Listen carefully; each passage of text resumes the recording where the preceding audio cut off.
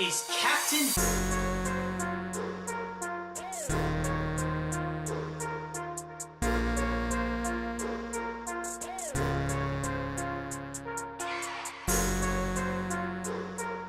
So I want to thank all of you for coming out and supporting this initial class here in Dallas. We're going to do this one step at a time.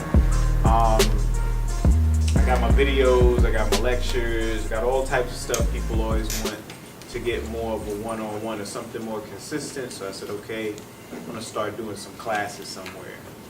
So I decided to do it in Dallas. So here we go.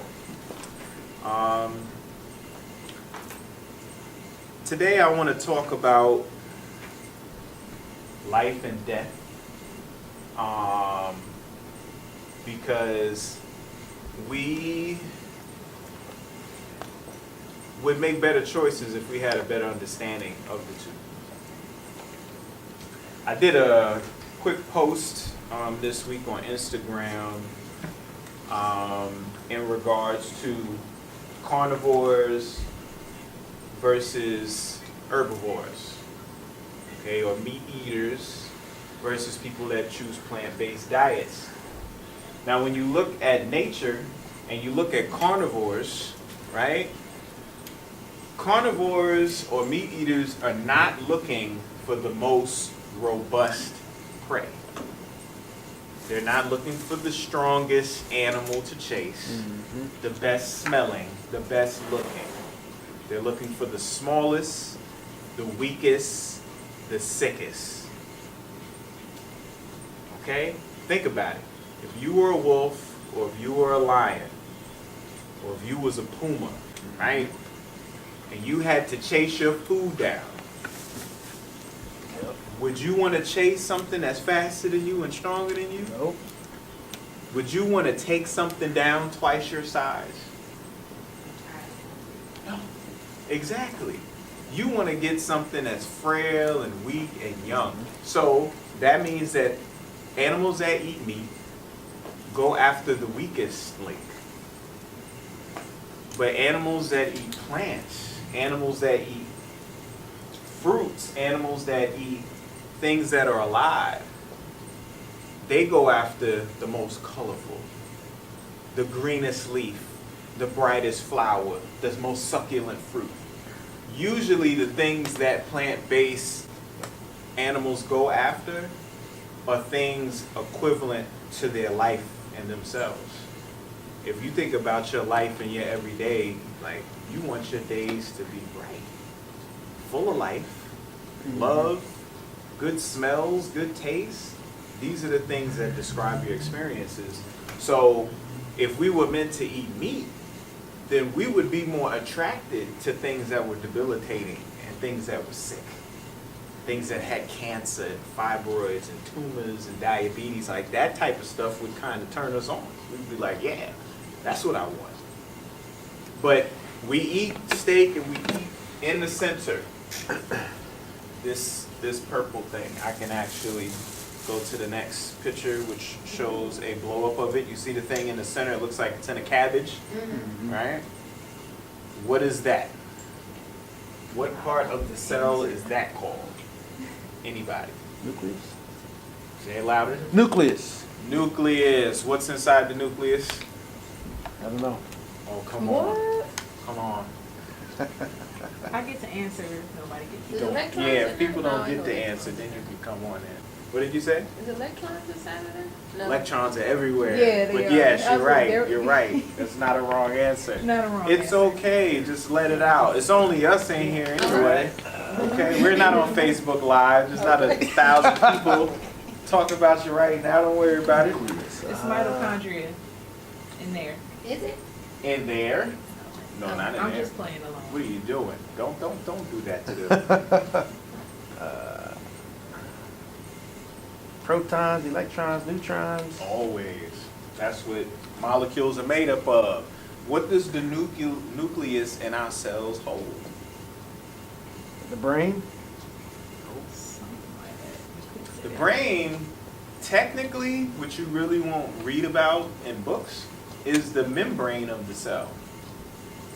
the skin that's wrapped around the cell is really its brain, because that's the thing that dictates the external world from the internal world and kind of governs everything. The nucleus, though, is the reproductive area. This is where you hold the genetics at. Okay, so when you see chromosomes, that's where the chromosomes are. And it's They're inside inside there. That's right. They're right inside there. So you got those. If something has its own DNA, such as its mitochondria, then that means the mitochondria is able to replicate. Well, if anything has its own DNA, that means it's its own organism. All right? That means it's its own organism. Think about it. You get with the woman, y'all want to make a child.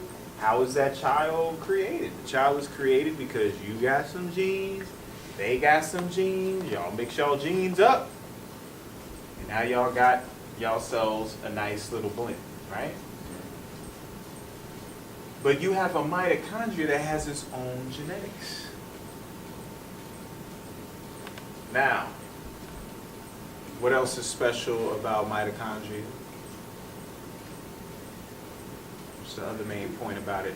Oh, you asking me for real? I get the answer? Yes, yes, you get the answer. It's mobile. It gets to move. Not that one. The mama connection.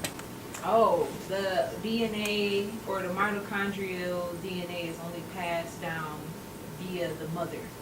So the men can't pass down its mitochondrial DNA. It can only be That's the right. mama. We only contain mitochondria from our mama. So me, I will not pass any of my mitochondria down to any of my children. My mitochondria will dissolve upon the entry of my sperm into an egg. It will not survive past that point. Egg is gonna say, not here, bro. He ain't coming up in here. Only the mother retains the mitochondria. And that's a beautiful thing, because what that does is it preserves genetics. And if you're trying to trace back, you can follow that route.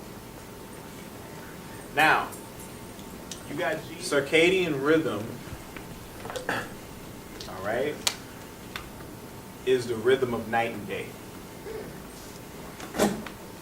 Light and darkness. All right? As much as we have to do and get done, the most basic thing that we all have to experience is day and night. Won't you agree? We all experience that. It don't matter how poor you are, how rich you are, how healthy you are, how sick you are, what race you are, what gender you are. You deal with night and day. Okay? You get up in the morning. Why do you get up in the morning? Why don't you get up at night? Why don't we all get up at 9 p.m. yarning, pulling out some cornflakes, drinking coffee? Why we ain't doing that at 9? Why are we doing that when the sun comes up? And why aren't we going to bed the minute the sun comes over the horizon? When it's noon, why are we not laying down in our bed going to sleep at that time? It shouldn't matter, right? When we're tired, we should be able to sleep.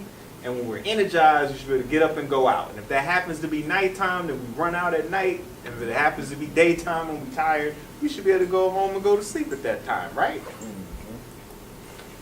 Right? No? Yes? No? Maybe. Maybe. You work the night. If you work the night shift, If you you be want to doing say, that. if you work If midnight. If you work the night shift, but what is the night? The night shift is based on a job. Yeah. It's based on you working for somebody else. It has nothing to do with you. Right. You wouldn't normally work at night on your own. You're Right. doing it because all the day jobs is taken, or you're going to school during the day, and that's the only time you have. And you're working that night job because you got to pay your bills or handle this or handle the other. But it don't got nothing to do with the heart beating or you thinking or whatever you was put down here for. Right. It's kind of like what D. Gray used to talk about with the. So if you want to multiply your mitochondria, then you would really get on that. You know, we've talked about, you know, the whole light thing. You know, you want to make sure you're getting up with the sun. I always make the point you never see a squirrel knocked out on the park bench during the day, you know? They up. You know, you might catch them sleep in a tree in the middle of the night like everything else, you know, unless it's what? A nocturnal animal, you know? And we're not nocturnal beings. That's not what we're designed to do. Our evening rest is designed to rejuvenate our system. Anything that we feel can't be healed can be healed when we're asleep. All right? If they're in tune. And they're only going to be in tune if they're getting programmed correctly.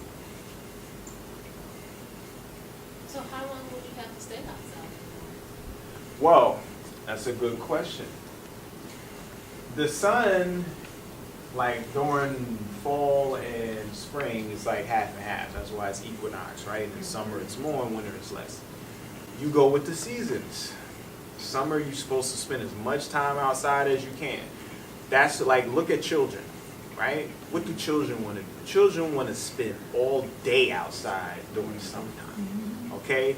Wintertime, they want to, but they go over to their friend's house and come back in and watch TV at nighttime. You know what I mean? They don't want to be out too late, you know? Right. When it gets all dark and cold out there, you know? So the winter times you come back in, you don't have to be out too much. But in the morning hours, I would say, if you're watching the sunrise, let's say you get up and you want to see the sunrise, like stay outside for a good hour, you know? If you have that time. If you got to get to work, then you know you got to program it wisely. I tell people who have jobs, you know, you can get smoke breaks. People who smoke cigarettes, they're allowed to go outside and have 3 or 4 10-minute breaks during the day because they smoke.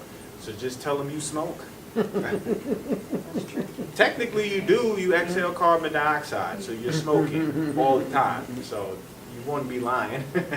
But you go outside and you get as much sunlight as you can. So I want to open up the floor for some Q&A. So that I can touch on some points that y'all might be interested in. Okay. Any questions? So if your pancreas is damaged, part of it, can it be repaired? Very good question. If the pancreas is damaged, can it be repaired? The pancreas is composed of what? Enzyme? What is the pancreas composed of? I have Or rather, let me put it this way. The pancreas is an organ, right? What is organs composed of? Tissues. Tissues first, then cells, okay, then organelles, and then you get into proteins, molecules, things like that. So when you say pancreas, you're just saying an organized tissue composed of organized cells. Okay. So can my damaged cells be fixed? Well, I showed you what the cells look like. The only thing you got to do is take care of that mitochondria, take care of those cells. In turn, it takes care of the tissues. In turn, the tissues take care of the organ. Oh, okay. Oh, I get it. It has, all cells has that inside of it. Our body is designed to be self-perpetuating. As long as we're not wearing down our system, it will stay young and it will thrive. If it has to deal with dementia, if it has to deal with hypoxia, you know, and all other basic things, you know, that the brain goes through based on our environment, then it can't do what it's designed to do. That's almost like someone being overqualified for a job. You know, the person's an engineer and they get hired as a janitor or something. Like, I need a job, you know, I gotta pay the bills, but yo, I'm an engineer. Like, you know, so you're kind of like demoting the brain into the custodial arts. So my man Dave Chappelle called it the custodial arts, man, being a janitor. Like you're built for greater than what you're eating. Exactly. So that's how it ties. The better your diet is, the better your brain's going to be, because you're actually giving it the nutrients and the food and the light that it needs, you know, as opposed to giving it toxins that'll demote it and pull it down and prevent it from doing its work. Anybody else? Anybody else? Yes, you talked about the mitochondria. Yes. And they're able to split and fuse. Yes. And you talked about ways to where you can increase them, but I started thinking if you're increasing them too bad or too fast and they're damaged, is that where the disease comes from? Yeah. If that's a very good point of view, perspective. Yes. If you have, they measure mitochondria in something called heteroplasm. I know sometimes I don't just answer questions. I gotta give like background. I'm like that. Let's see, I got a lot of Stuff here. And as you answer that, maybe you can hit on, like, if you are ill, you want to slow down your mitochondrial growth. But if you, I don't know, you take it I'll somewhere. break it down. So Yeah. you got heteroplasmy, right? When you go inside the mitochondria, they have these Foley membranes, as you saw, and in those membranes are these enzymes. This is the electron transport chain. This is where your energy is made at. This is where you produce water inside the body. You are a water-making generator. You make water. Breathe in oxygen, you take in light, and you make water with your mitochondria. Okay, and that water is actually your battery that you use to power the system. Okay, now these enzymes, right, have a particular distance one from the other. If they're too far apart, then guess what? The conduction is not going to be as efficient, so you're not going to produce the same, amount of energy as you would normally produce if they were closer together. All right, that's called heteroplasmy. So yeah, if you're dealing with a situation where you got mitochondria where there's wide gaps in between the enzymes and they're not very efficient and they start to replicate, then you would have more of that issue. You see, how you shrink these things back down together, like I said, is by getting the light, staying hydrated, the dietary regimens, all these things working in concert allows you to decrease your heteroplasm. So, like I said, today I just wanted to go over a couple basic points. I wanted to see where everybody was. I didn't go too deep into my quantum stuff and everything. I asked some simple questions because I want to know where everyone's at, because this is going to let me know, okay, this is what we'll touch on. This is what we do to get y'all stronger, in certain areas. But my main goal is to inspire everybody to be more proactive in knowing themselves, okay? Just so y'all know, Dr. Sadie is my father. He is my father because my mother, when I was born, married him, and I was taken into the family and I was raised by him. So then people might ask, okay, well then that means that, okay, he's not your biological father. Who's that father? And his name is George Edward Tate. All right. And I would like to honor him because, give me 1 second. This is my father. I have 3 fathers. I was blessed enough to have 3 fathers. Mental father, emotional father, and spiritual father. Sadie was definitely my spiritual father. Started off with him. He got me into the health, the wellness, the love for the land, love for the woman, the herbs, and just enjoying life. My mental father was Donald Grafton Hooker, Mr. Hooker. He's the one that really taught me how to go behind the veil and dig deeper, and that the mind is all, and if you will it, you can achieve it. Like, he did some magical stuff. My father is George Edward Tate. This is why I'm Kamani Tate on Facebook. And he just transcended on the 5th of November. I had just returned back from New York from doing an event with Phil Valentine up in New York, and got word that he put his time card in for the last time. Now, the interesting thing about my father is, this is a question a lot of people didn't ask, and that was, what happened. And he actually had stomach cancer. Unfortunately, I wasn't aware to what degree he was dealing with what he was dealing with, and before I could do anything about it, it was too late. I have a great passion for what I do, because if people were just a little bit more aware of themselves and the choices that they can make a lot more of a difference with their life, which is a very rare, miraculous thing that you get to experience. And if you want to just throw it away and trash it, it's entirely up to you. But there's no reason to do that when all this information exists out here. Okay? So I want to continue to come on Wednesdays and give y'all this powerful information. If y'all want to come out, I tell you, I implore y'all to bring more people.